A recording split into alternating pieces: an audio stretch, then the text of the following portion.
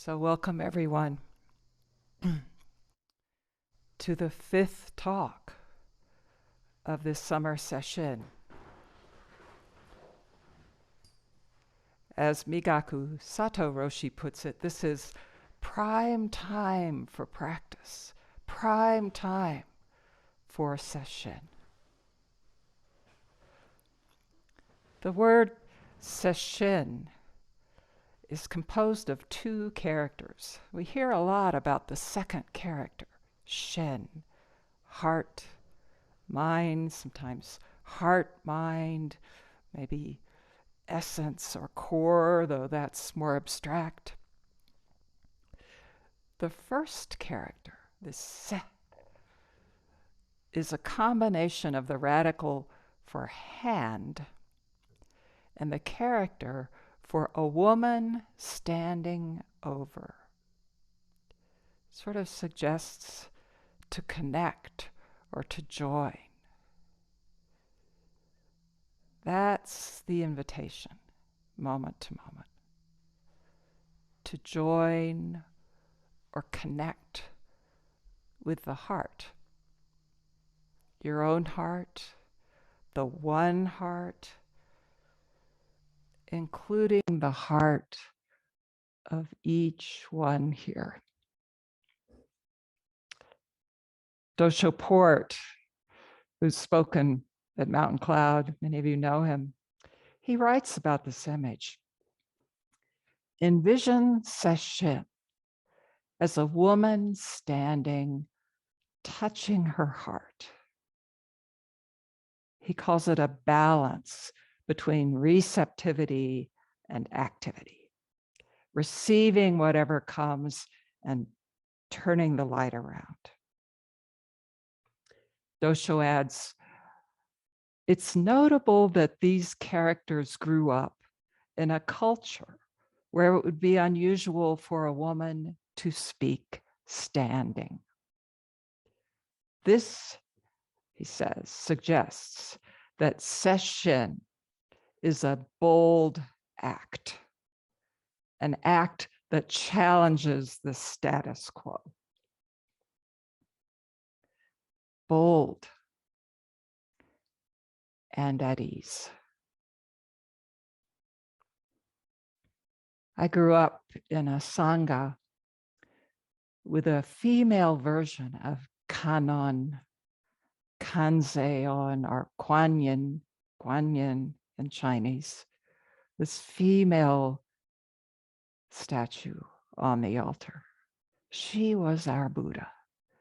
And for many years, we chanted a rendering of the Kanzeon Sutra before and after every talk.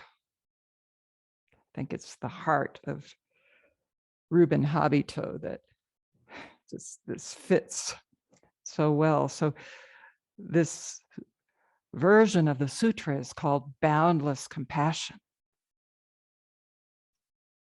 We've chanted it here on occasion. Here it is. Absorbing world sounds awakens a Buddha right here. This Buddha, the source of compassion.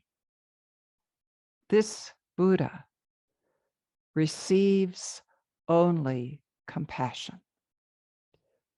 Buddha, Dharma, Sangha, just compassion.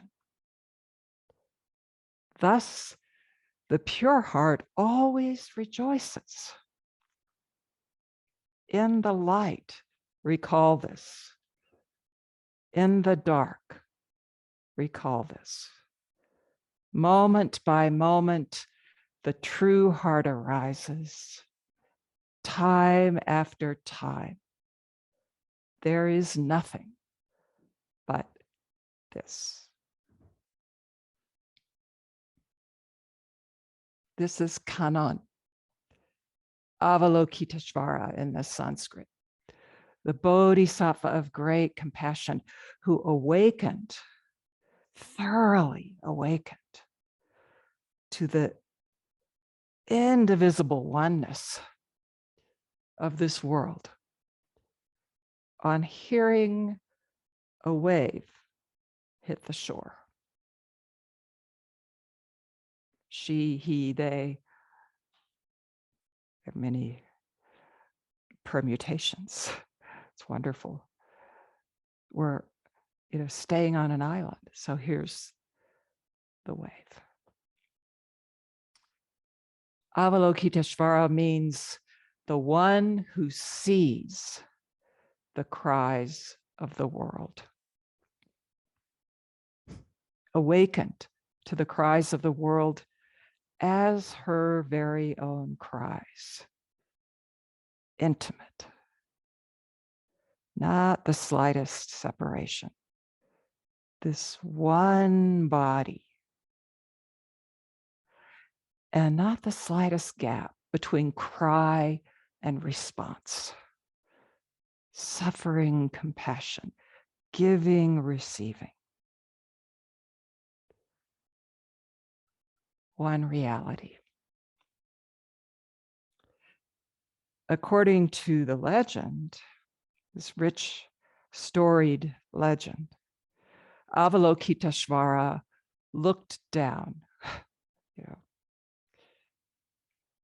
This is the talk. I mean, we can sense this sometimes in our sitting.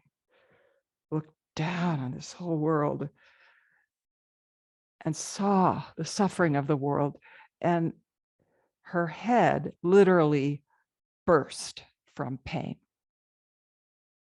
So her spiritual father, Amitabha Buddha, put the pieces back together as 9 heads. And her wish, this deep wish to help all beings, caused the Bodhisattva to grow 1,000 arms with an eye in the palm of each hand. So with these manifold eyes, Kannon can perceive the suffering of all beings. And with 1,000 arms, she can act to free them without limit.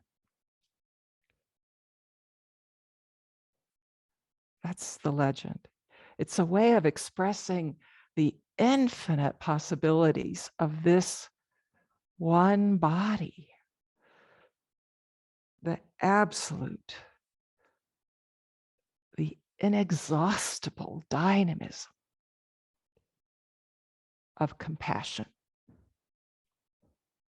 The sutra says Buddha, Dharma, Sangha, these 3 treasures we just chanted. Buddha, Dharma, Sangha, just compassion. This is about us, the true heart. Time after time, nothing but this.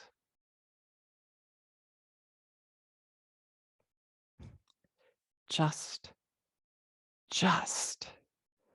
compassion.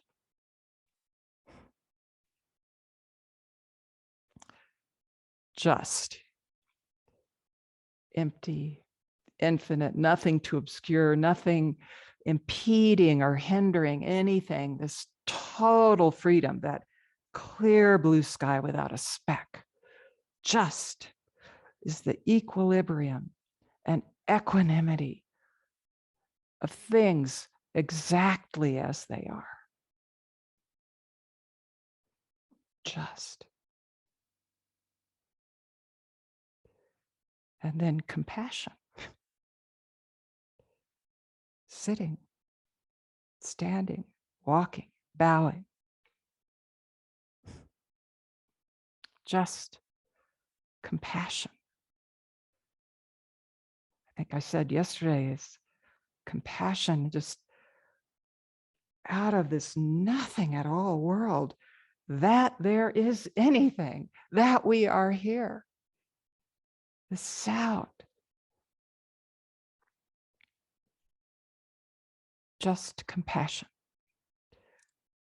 You could say it's like the 2 wings of a great bird. It's you. It's the true human body. It's now. And it's mu through and through.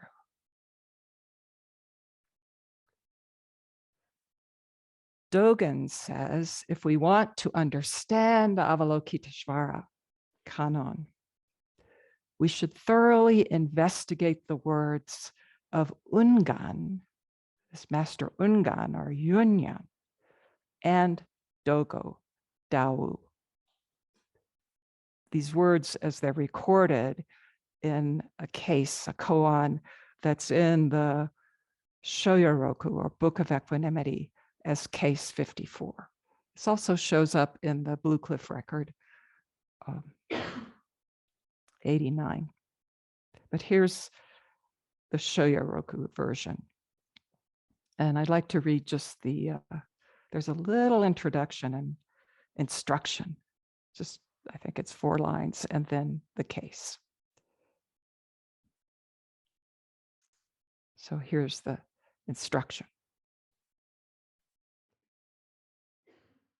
Transparent on 8 sides, totally open in 10 directions, emitting light and shaking the earth in all places, exercising supernatural deeds and subtle functions at all times.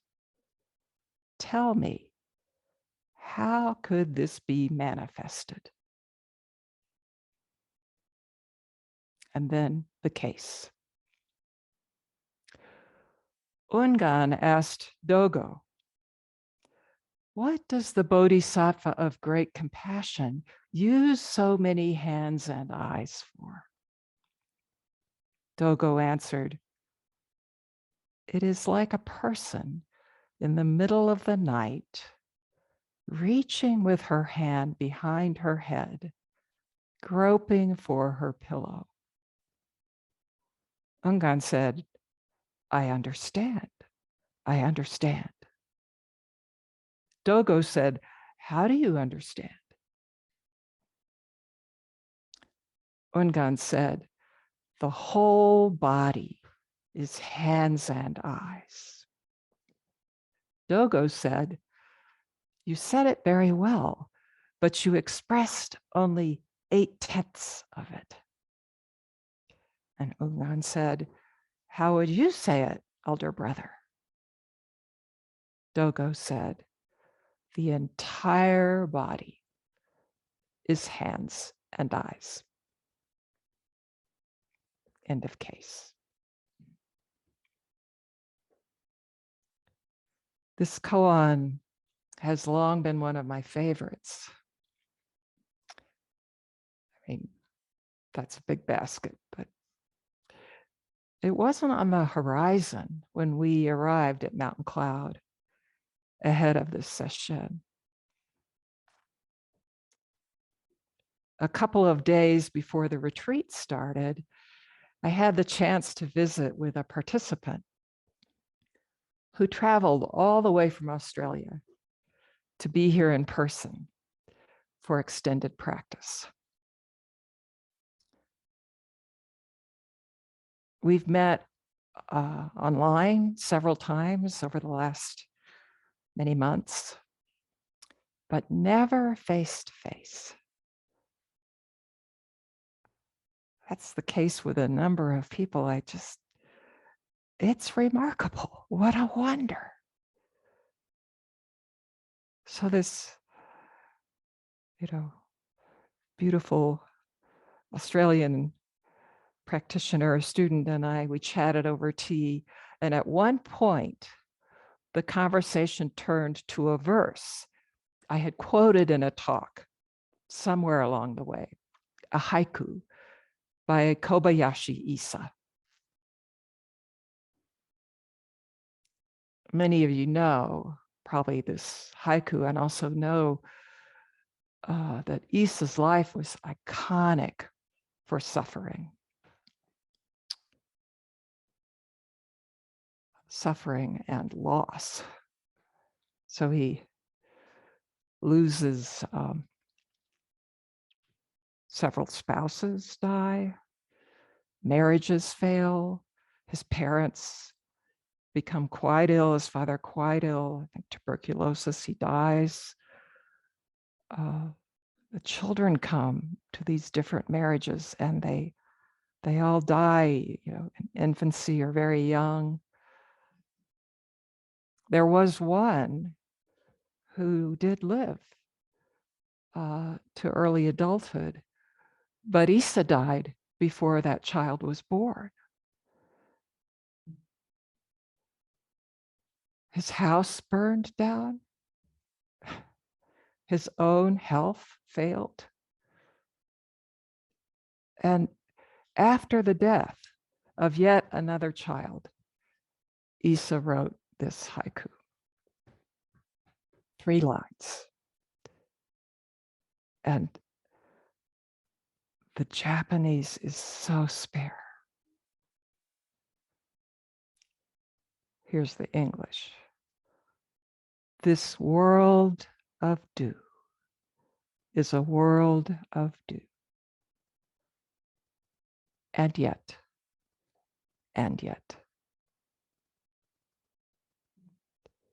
this fleeting life, a drop of dew, a flash of lightning, gone in a heartbeat, nothing of substance. The Heart Sutra says, gone, gone, gone beyond, thoroughly gone.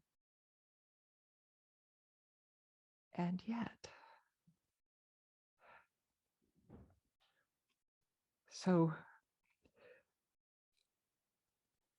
this lovely woman from Australia, a well-published author, lover of words, recalled hearing me recite Issa's bare verse and shared a telling twist.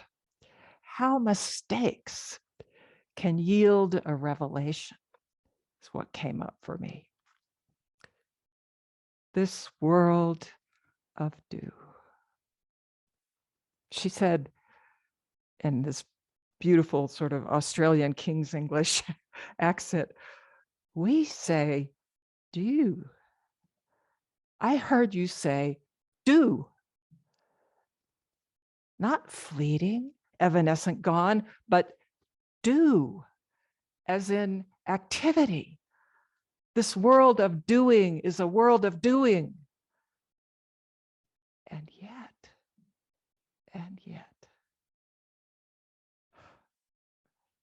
everything is functioning. But is anyone doing anything?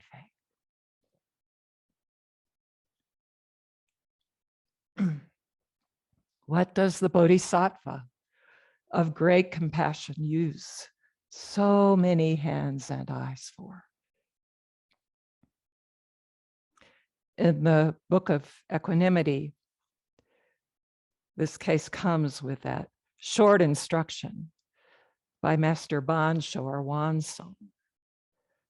And the instructions are always pointing, to the case here, pointing to the character and function of the Bodhisattva's activity of boundless compassion. Transparent on 8 sides, totally open in 10 directions. Transparent on 8 sides.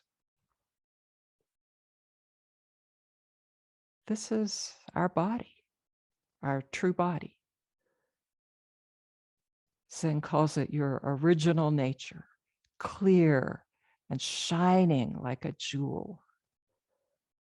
The Japanese characters for transparent and open both describe the frame of a window.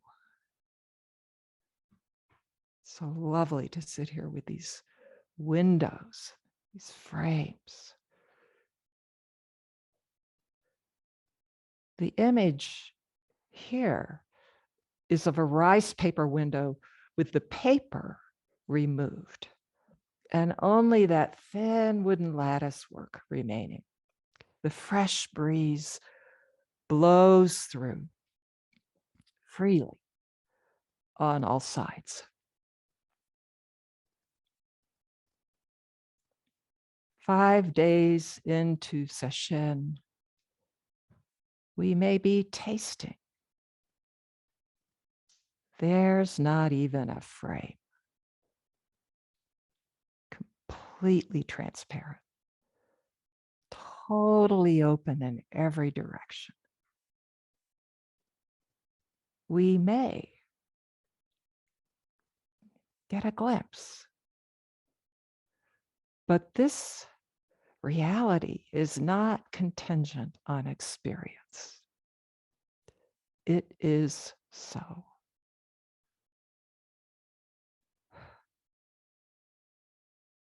I remember a student, beautiful student in Germany who said, yeah, but there's still something in the way. You know, everywhere I turn, and she held up her hands, you know, there's just something blocking my view. Like a lattice in front of the face. I think we often come into that in sitting. What's blocking my view? But that's also transparent. Look into it. There are not two. Emitting light and shaking the earth in all places. Exercising supernatural deeds and subtle functions at all times. Again, this is about us, about you. How is the light emitted? A word, a sound, a gesture,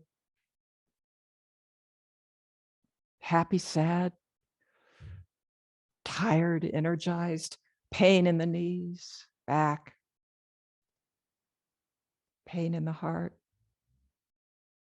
some looping distraction, light flashing forth. Also, this computer with all these little boxes and the faces and the earthen floor here, emitting light, all pervading, not only light, tremendous power.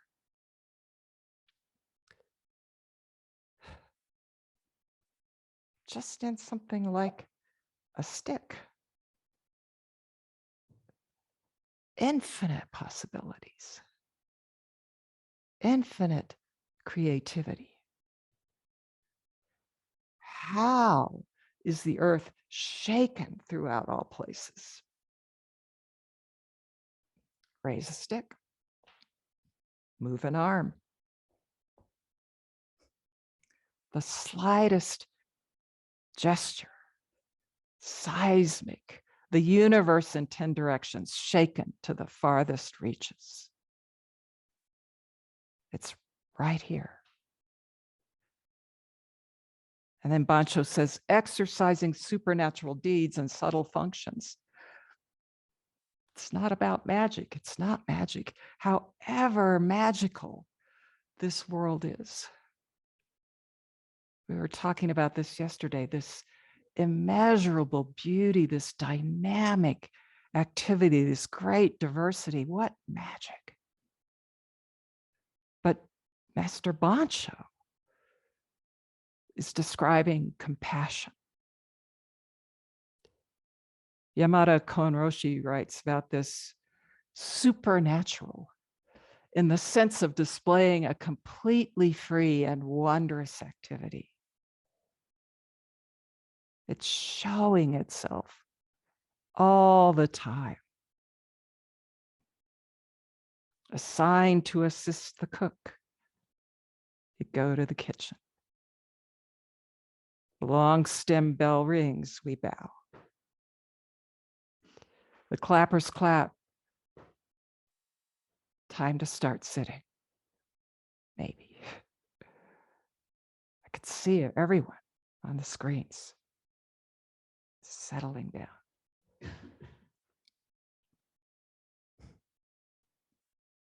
All of this activity, the list goes on and on. It's infinite. This subtle activity, perfectly fitting, nothing in the way. You may think, well, of course, I mean, maybe you don't, but it's in Sesshin, there's just this way that whatever comes up, that's it. We just, as Dogen said, we're flowing. Doesn't matter. It's this, and this is all of it. But no matter where or when, actually, there can't be anything in the way. I started to say because. I remember Reuben, my teacher, if I let that word come out of my mouth, especially early on in a Doksan, he would say, first word out of your mouth is because, ring the bell. But he kindly didn't most of the time. Yeah. It's all intimately you. This heart of practice, what that woman is standing and pointing to. And that's what we're doing here, really, to come to know what this heart, this whole body really is. Bancho asks, tell me, how could this be manifested? How could it be manifested?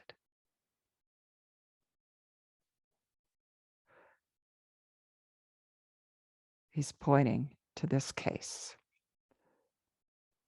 Just hearing it one more time. So Ungon asks Dogo, what does the Bodhisattva of great compassion use so many hands and eyes for? And Dogo says, it's like a person in the middle of the night, reaching for his pillow, reaching with his hand behind his head, groping for the pillow. I understand, says Ungon. And Dogo asks, well, how do you understand? And Ungon says, the whole body is hands and eyes.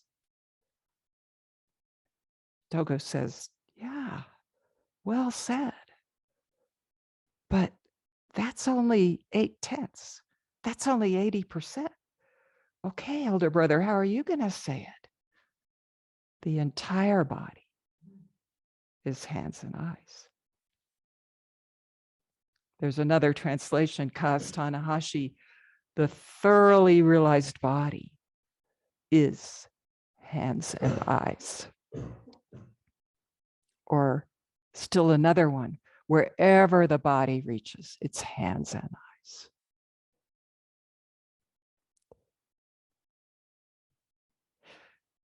Dogen was so impressed by this koan. Maybe it's clarity, maybe it's compassion. But he devotes the entire chapter, rather like with one bright pearl, his whole chapter on Avalokiteshvara in the Shobogenzo is on this case.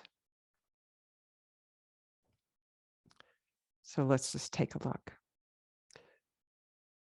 Ungon and Dogo were Dharma brothers, very close, disciples that practiced together for more than 40 years, first under Hyakujo, very powerful master, and then under Yaksan, who we heard about earlier, this, think, not thinking, non-thinking.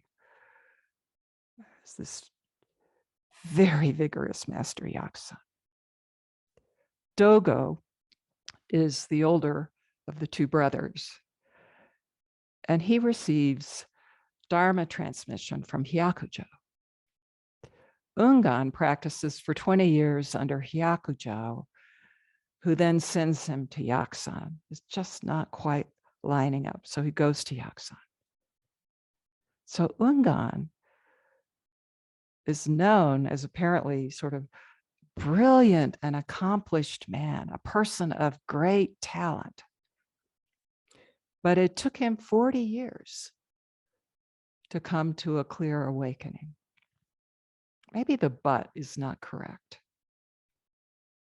He's very accomplished and 40 years of earnest practice. Somewhere in his commentaries, Yamada Konroshi tells about a man he knew was a student of Zen. I'm not sure it was Konroshi's student, but he sat with Mu for 18 years and finally had a breakthrough.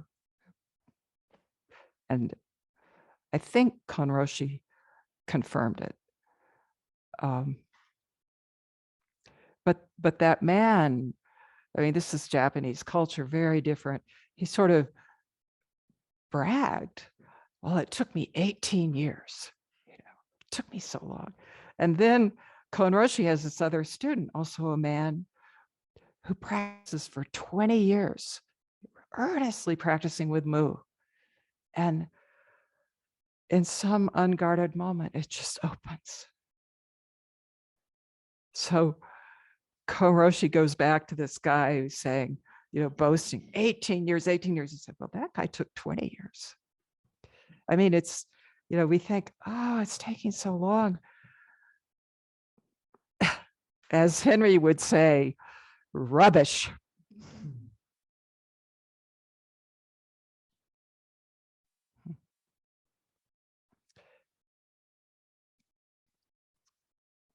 Years ago, I think I've shared this story before, but I was training to be a classical flutist.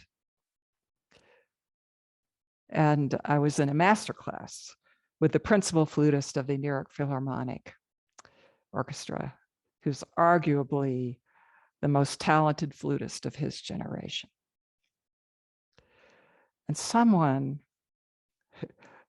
one of these brave monks, one of these brave students, who are all gathered on the floor in this apartment, someone asks, what is talent? And he said, talent is when you love doing something.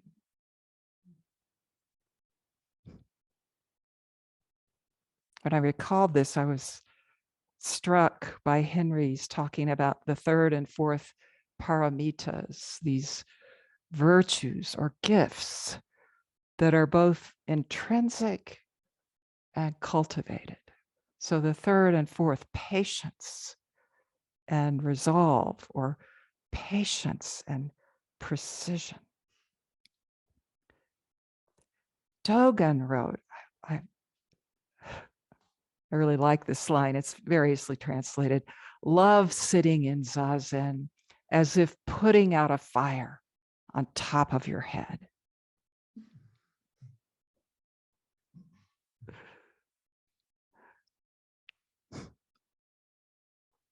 Yeah, I mean, I remember now Henry once saying, what does that mean? There's nothing on top of my head. But he means like your life depends on it, fire on top of your head.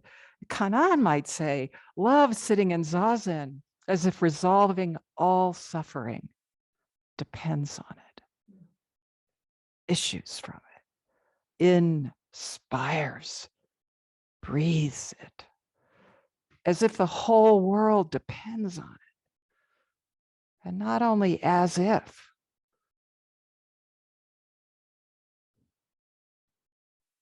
I feel like it's really clear from this case that Ungon and Dogo loved sitting in Zazen. That does not mean that every round of sitting is heaven. Love knows no distinction. Ungon asked, what does the Bodhisattva of great compassion use so many hands and eyes for? He asks Dogo. and they're both instantly expressing Kannon. The question alone pours out compassion. Dogen writes, this question brings forth an expression of understanding. It brings forth hands and eyes. What does the Bodhisattva of great compassion use so many hands and eyes for? Does a dog have Buddha nature or not? The question alone brings forth hands and eyes. Dogo answers, it's like a person in the middle of the night, just groping for the pillow. So ordinary and natural, half asleep, without hesitation, without a thought, just reaching back and adjusting the pillow.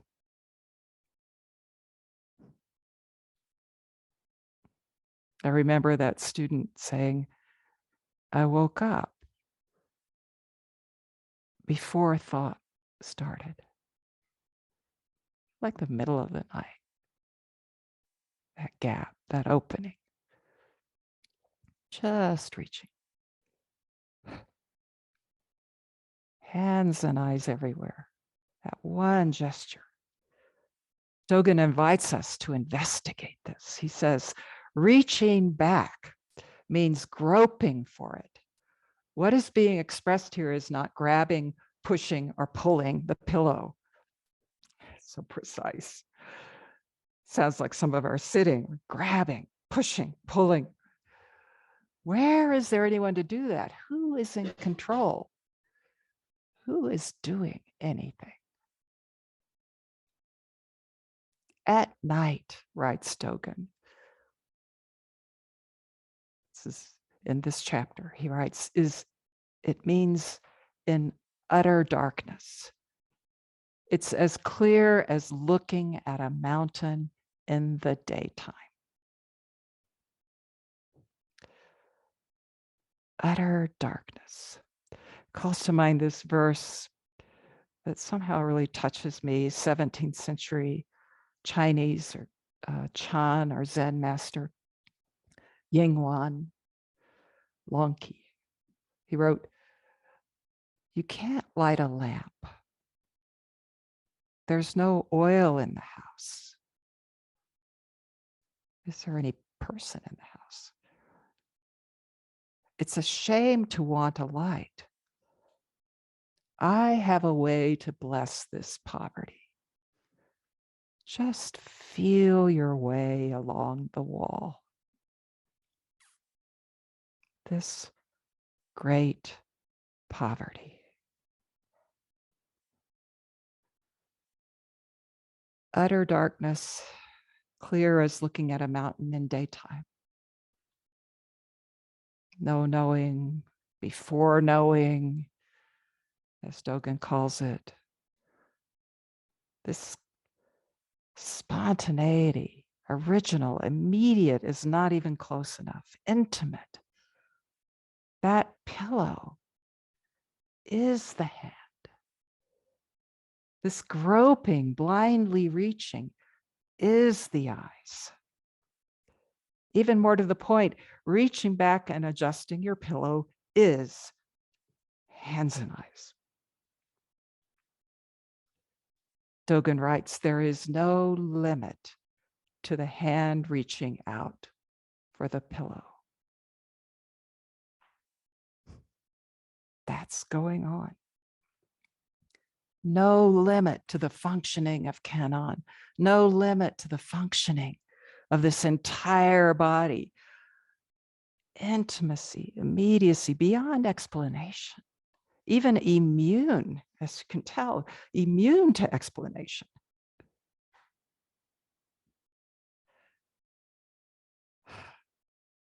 Dogen goes on, Someone reaching back for the pillow may not be understood as Avalokiteshvara using the hands and eyes. There's no knowing, no understanding. He says, but there's no way to escape it.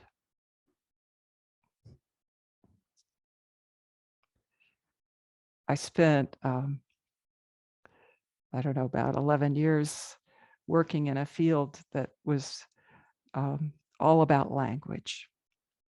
And, you know, we live in this world of language, a system of meaning making that functions creatively by generating a gap in order to bridge it. It's so beautiful. Language depends on that separation, even if it's fabricated in order to make the connection. But in this sense, language always slightly evades the fact of our life. Zen says it this way, you know, words can't convey it, but words are it. Hands and eyes. We've been looking a couple times at the opening line of that earliest text that's attributed to the third Chinese ancestor, Sozan Zengshan. That line from Affirming Faith and Mind. The great way is not difficult. It only dislikes choosing. Further into the verse, there's a line that just kind of comes up out of it often. Sozan writes, whatever comes up, immediately not to. What a great invitation. Just that, whatever comes up, immediately not to. There are not two. It's like washing your face with no hands.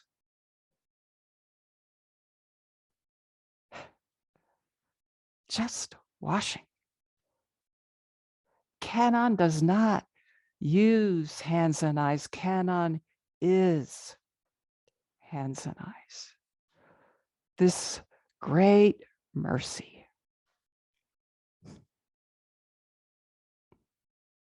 More freely functioning than any calculus can fathom. Great mercy, great compassion. If I had to kind of say, you know, what broke open when I got that first glimpse of Mu,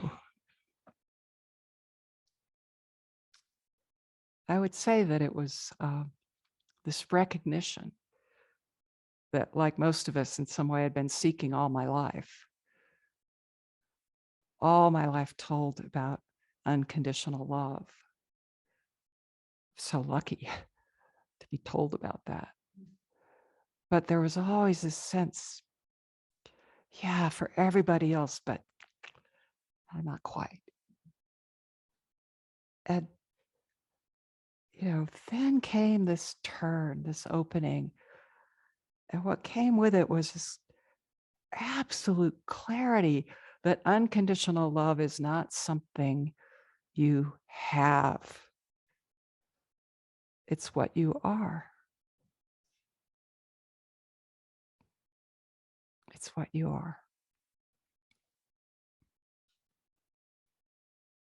Ungon says, I understand, I understand.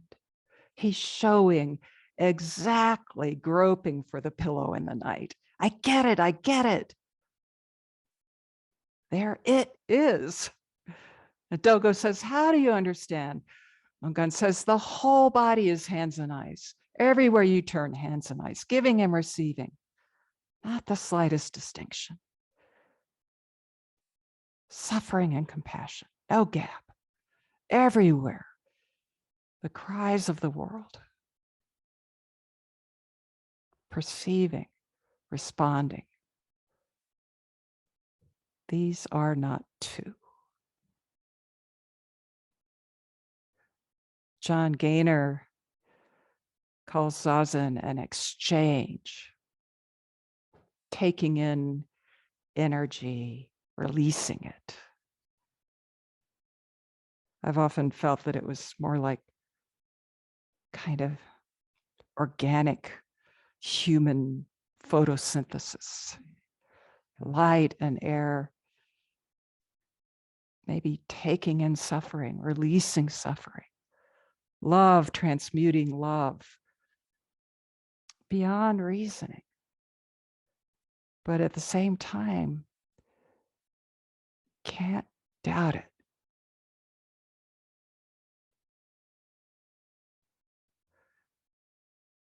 When you sit, the whole world is sitting.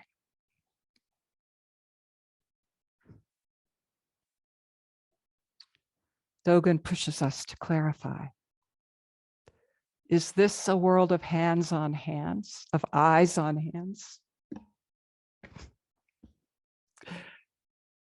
Is this a world of eyes on hands? Is this someone who has eyes on hands?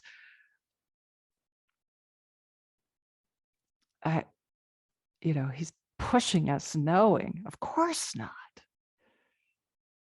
That cry, that is your eye. This hand, this stick, this is your seeing.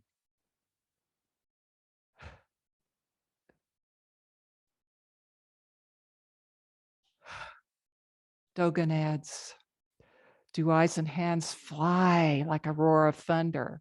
Have the eyes and hands been working in one or many ways from beginning to end? Yes. This power to act, to help, to free all beings, roaring like thunder, endlessly working, responding in one or many ways. It's not hands on eyes. It's not hands or eyes. It's you. It's this one entirety. And it's just this.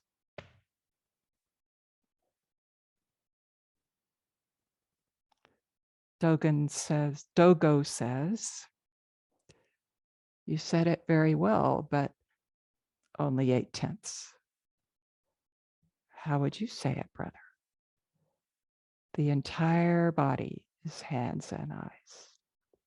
Wherever the body reaches, hands and eyes.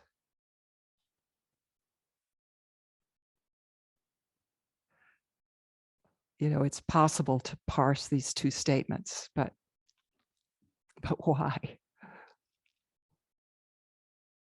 Either way, it's Kannon all over the place. Everything in this vast world, this precise world,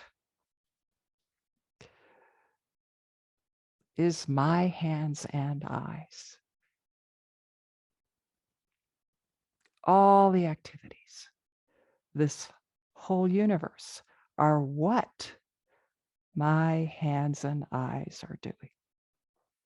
Or let go of the my. There's a line, the entire world arrays itself.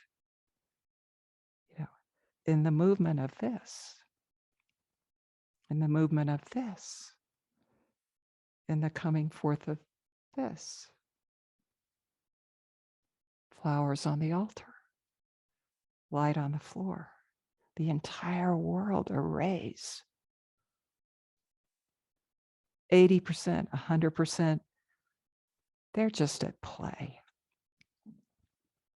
Whatever number you put there, It's complete.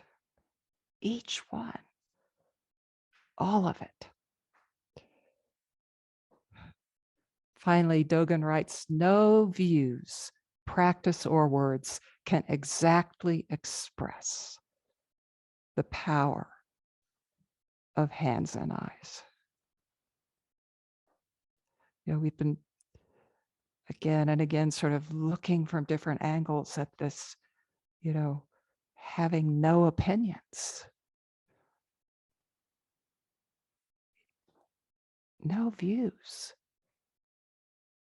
can exactly express the power of hands and eyes.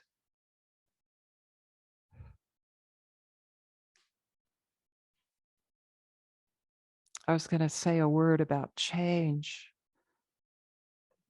We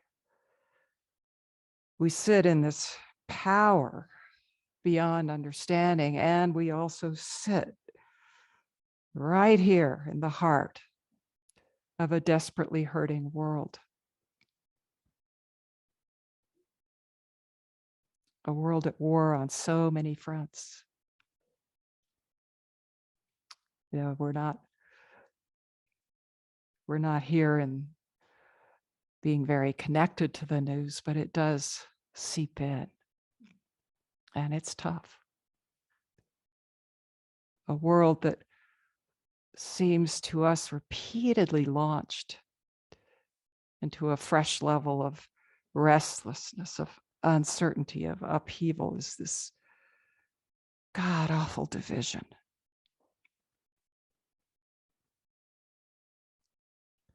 We call it change. Going back 50 years, going back 100 years, whatever we call it. Our ordinary assumptions about change grant. They grant this illusion that somehow, however challenging, sometimes exciting, that change can be managed. But this practice is showing us, inviting us as this koan to taste this constant change. So it's not, change as we imagine it. This, just sped up to the nth degree. No, that just dissolves. The whole body is hands and eyes. I've been talking a little about how the masters describe this world. Tozan calls it running upside down on an elephant while chasing a giraffe. I don't know, this does ever so slightly help me with the news. This natural order. Unman has that verse about a carp in the Eastern Sea just leaping up and rain falling in torrents. Topsy-turvy freedom. No near or far. No inside or outside. I tried to recall that image from Dogen yesterday. It's a frog on the bottom of the ocean eating porridge, and the jeweled rabbit in the heaven washing the bowls. That's what's going on at breakfast here. We think we know where we are in this vast universe, here and not there. Really?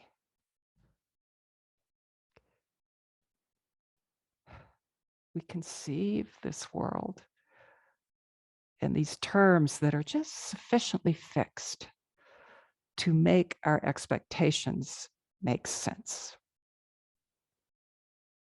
Really? We imagine some modicum of control. What would that look like? Who is in control? It's actually enormously liberating to discover that there is no one no one in control. Maybe on a micro level, just the simplest level, we've discovered that just about every turn of this session. And I'm not talking about the deep sitting. No one in control. There's no one here. And yet, all these things are functioning. Maybe in ways we think are mistakes. That's okay. As Dogen said, limited views are merely limited.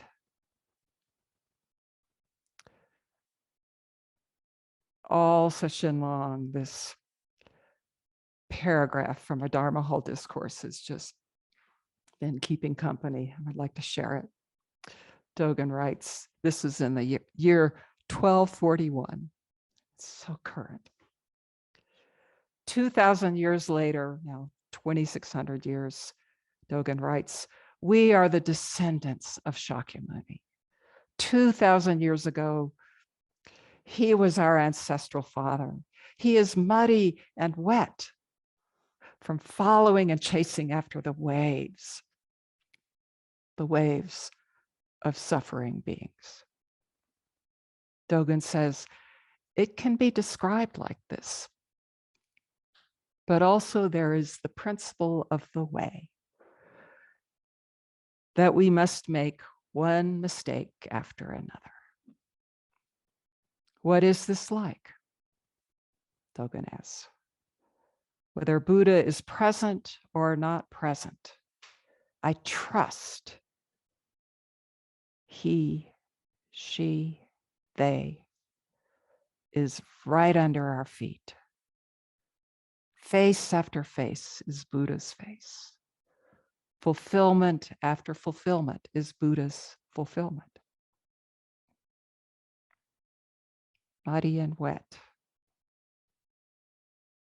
from being immersed in and with suffering.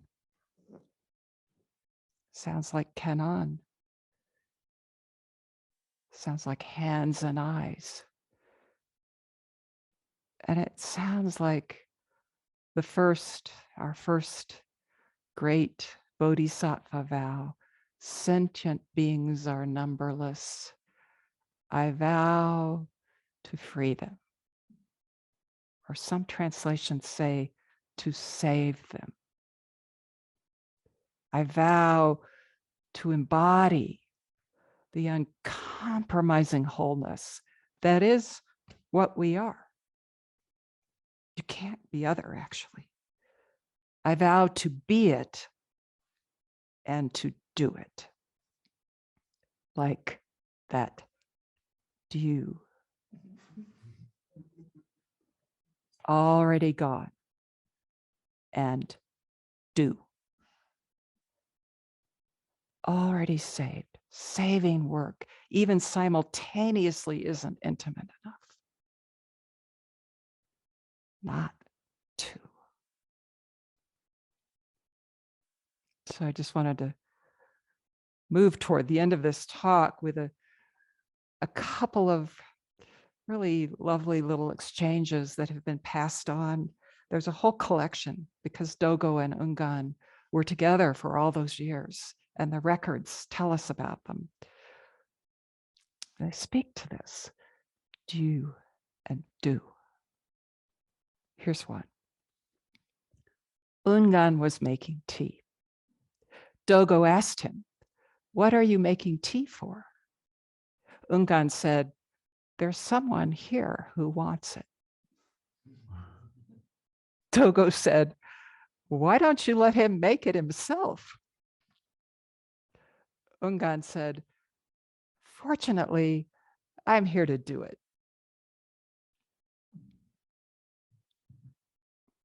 Here's another.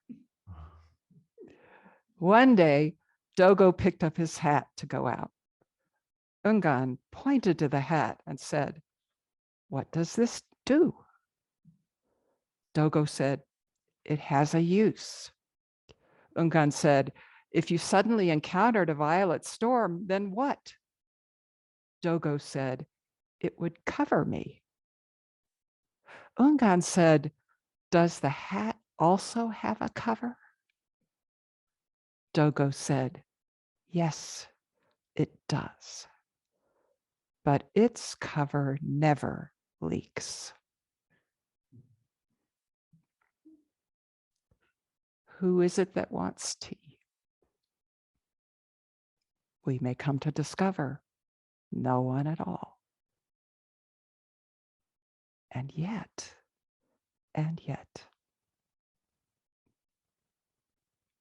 what about that hat?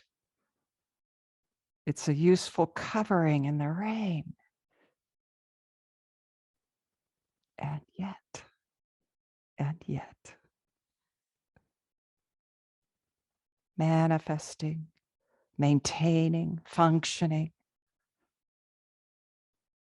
What does the Bodhisattva of great compassion use so many hands and eyes for?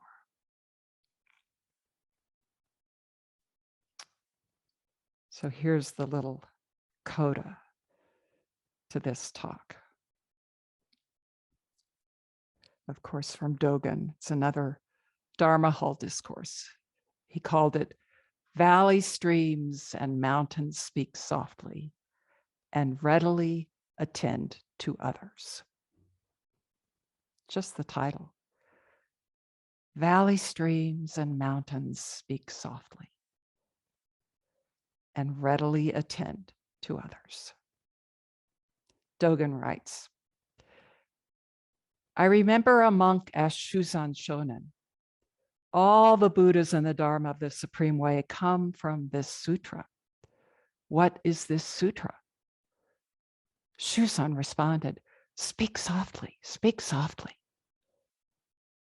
The monk asked, how should we receive and maintain it? Shuzan said, it can never be defiled.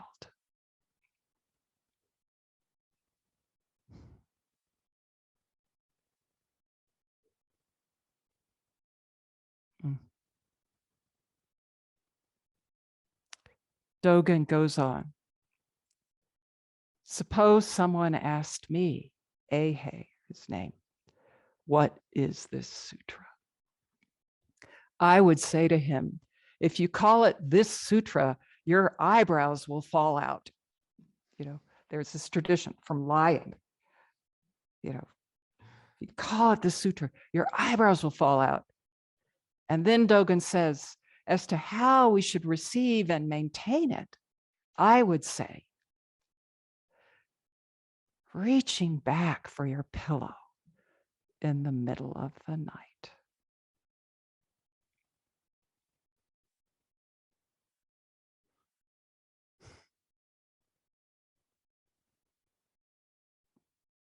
Boundless hands and eyes, boundless compassion. We're soaking in it.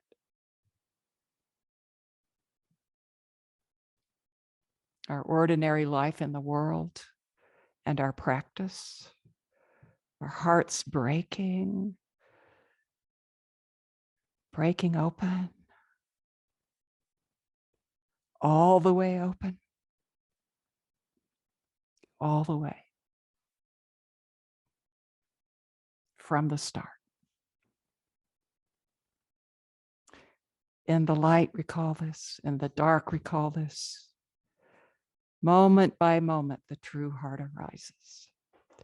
Time after time, there is nothing but this. Thank you for this shared practice.